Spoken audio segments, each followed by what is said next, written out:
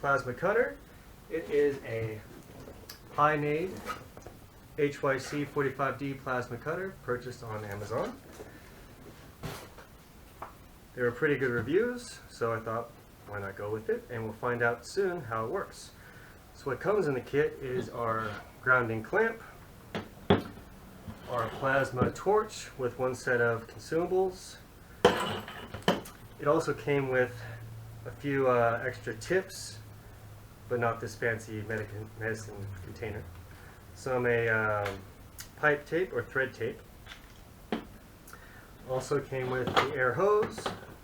I don't believe it came with the quick disconnect. I got that myself, which attaches to the rear of the plasma cutter here, which I have pre-set up to make things go a little smoother.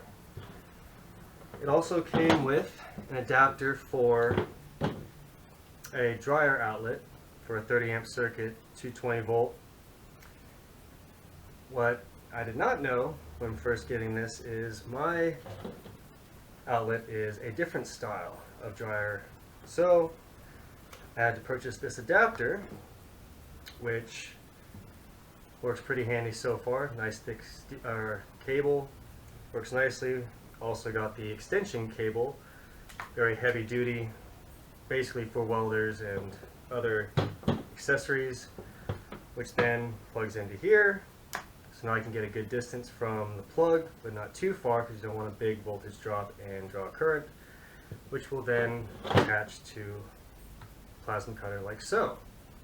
If you're just getting into plasma cutters yourself, you'll also need an air compressor. I previously had this for other projects, the California Air Tools 8-gallon, 1 horsepower compressor. I also attached the air dryer since you want to keep your air coming in nice and dry to get a better cut and better life on your consumables. So soon we'll be setting up the plasma cutter, and I'll show you the material we'll be working on. Also needed a air hose extension so it's easier to quick disconnect on here, unless I might be able to pull off just using this air hose. Less run, makes it a little easier, especially now since I have this extension. Since we'll need 2 sources of power, I recommend those be on separate circuits, in which your dryer should be on a separate circuit. Anyway, I have one dedicated circuit with a 30 amp or 40 amp breaker, and I'll need a 120 for the compressor, so hopefully that'll be all nice and good. So one thing to keep in mind when you're using a plasma cutter or anything that draws a high current, try not to run any other big appliances, turn stuff off. You don't want to blow any breakers or trip your main or have any other issues like that. So with safety in mind, try to limit what you're using while you are using the plasma cutter and compressor. So I will start getting set up and see you in a bit. Alrighty, welcome back. We're almost ready to get going. So I have my plasma cutter plugged in, all the lines hooked up. I also did some grinding to get rid of as much rust and debris as I could. This old furnace was left here by the previous occupants. I've tried using a grinder to take it down, use a metal cutting bit on my rip saw, and could not get through, and basically ate up bits, or blades I should say, trying to get through this sucker. So that's where the plasma cutter comes in. I also have the compressor ready to go. I have not turned anything on yet. Wanted to get all prepped, the site ready. I also have a hose ready to go too, because you can see I do have some brush around, but I tried to rake up as much as I could, get the area free of debris that could ignite, and just in case an ember gets out, I can hit it quick and stop it from getting worse. So looks like I'll give this a shot. Hopefully I don't blow my breakers or burn my house down. So let's do it to it.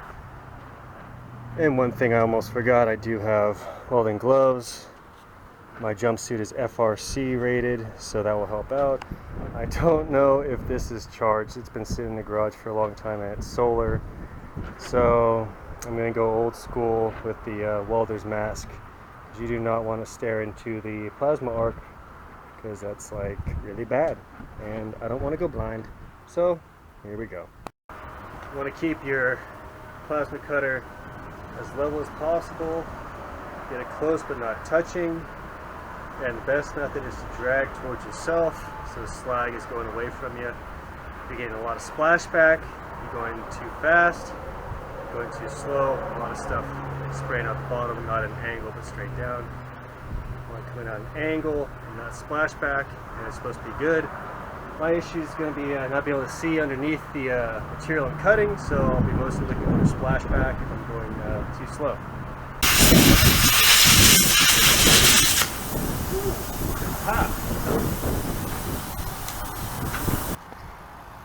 So like I've said before, this is my first attempt, and I'm not truly worried about a nice clean cut. I want one, but I did notice I was having trouble getting perpendicular.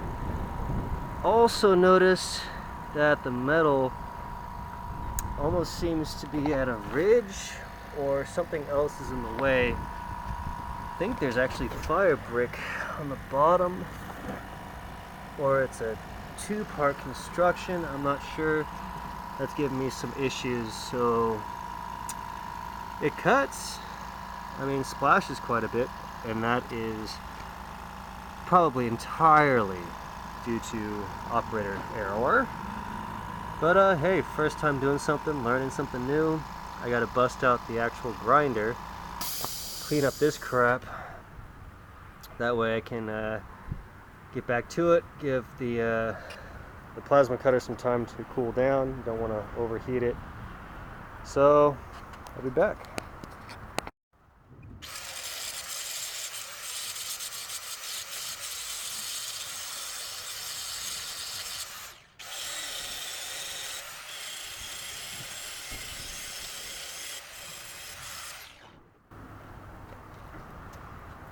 Well, as I was doing that, I realized that's cleaning up the material way better than the wire brush I was using, the wire brush wheel on the Dremel, not Dremel, DeWalt drill.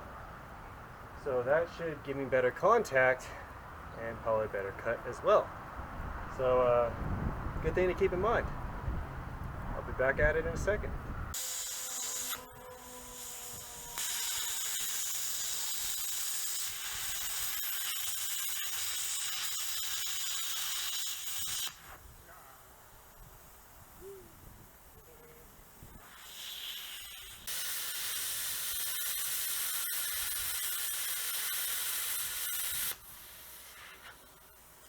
Oh, it's looking pretty pathetic, all due to my lack of skill. And you can see why tradespeople, journeymen, journey people pay well for their excellent skill versus my amateur bullshit. Yeah, so I'm going to keep at it for a little bit, but I can't say if it's a bad product. It's doing what it's supposed to, as long as you know what you're doing. So that's the key. But just like with everything, practice makes perfect. So I'm gonna try to practice a little bit more and then get some finished results.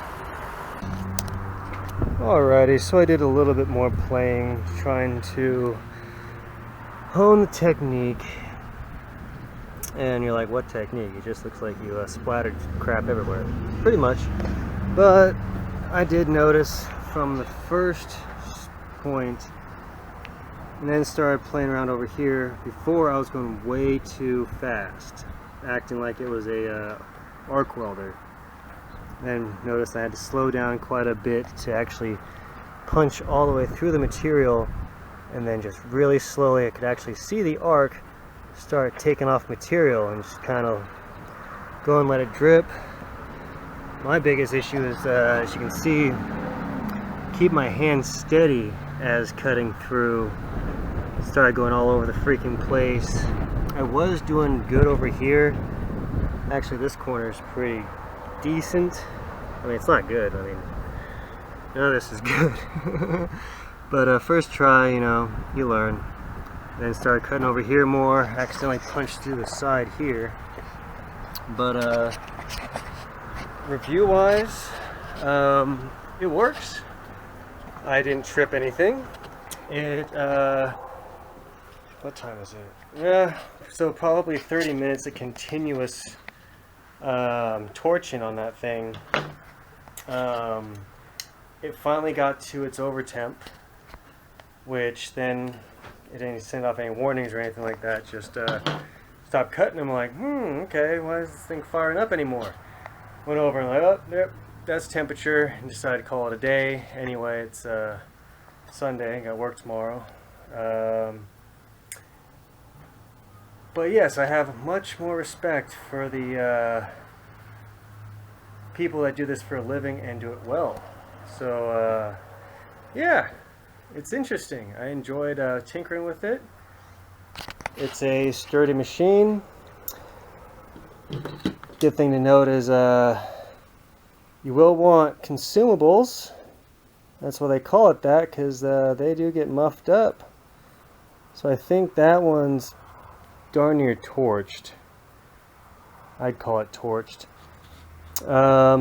So yeah, it's good to have plenty of those, especially if you're like me and just learning how to use these things. So yeah, hope you enjoyed that. Well, while I was trying to bash out the cut part that I made just in hopes to get rid of that section, realized the interior is lined with fire brick. So as I was trying to cut through and want the slag to drip away, it was just pooling in those corners where the fire brick was. So gotta bash all this fire brick out, and then I should get better, more complete cuts. So that was one factor on why my cuts were so crummy. Interesting. Alrighty, we're all cleaned up, most of the stuff stashed away, and I guess for my final review, the Hynade Welding Products HYC 45D plasma cutter, it works. Works pretty nice. The only thing I would like it to include would be a plasma cutter bit stand. I've seen them online. I wish I had one.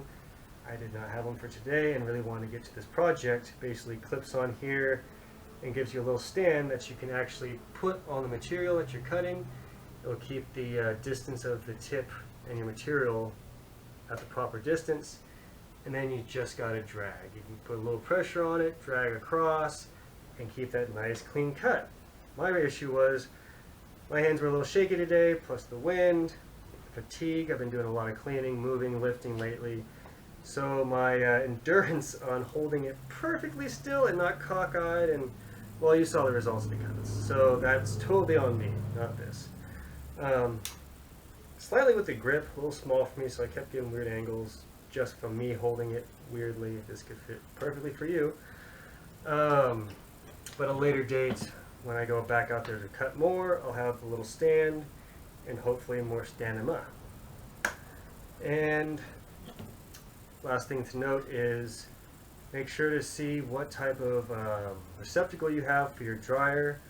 I guess you could go 120 as well. I decided to go for the 210, make sure I get the full power out of it. It didn't cause a surge, so it pulled what it needed, didn't trip any of my breakers, so that's a plus. The over temp switch did trip internally, which means it stops cutting because it's getting too hot, which is great. I didn't smell burning, popping, fizzing, or sizzling, anything like that, so it should be functional for the next time I want to go back out there and finish cutting that thing up. To recap, there are adapters, big old extension cords that have the proper adapter ends that might suit your needs as it did mine. I don't remember how many different type of hookups the dryers have. I think there was like 6 possibly that I was looking at and had to peruse. I will try to remember to get the numbers for these and the proper terminology because they do mix and match quite a bit from what I saw, or people mislabeling stuff, so I was lucky to land the right ones. I will try to add those in the description or later on at the end of the video. Also remember, good eye protection, good welding mask. This helped out a lot. It was working once I had it in the sun for a bit, popped it on. It's nice since as soon as the arc goes, kicks on the shield, stops welding. You can see again, so you don't have to open, lift, move. So that was very handy at the very end. Also, you want to make sure you have good contact, meaning on your grounding clamp, you want to grind your metal nice and smooth, no corrosion, dust, oils, as well as what you're cutting through.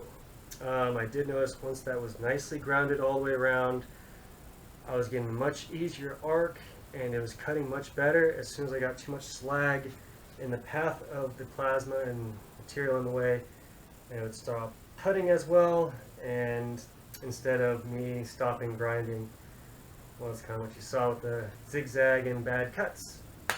So clean material is good, grind it down. I also need to get new grinding wheels because that broke that sucker pretty good. But I wasn't recording for that. Phew, and off it goes. So,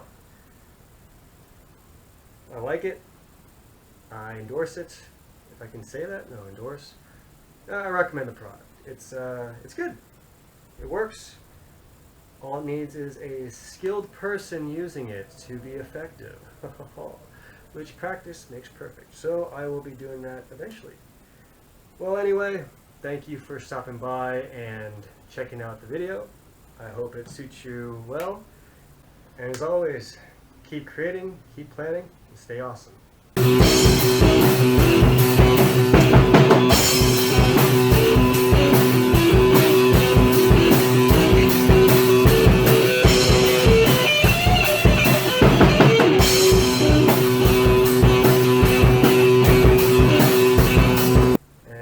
As always, keep plate, bucket right at the end too.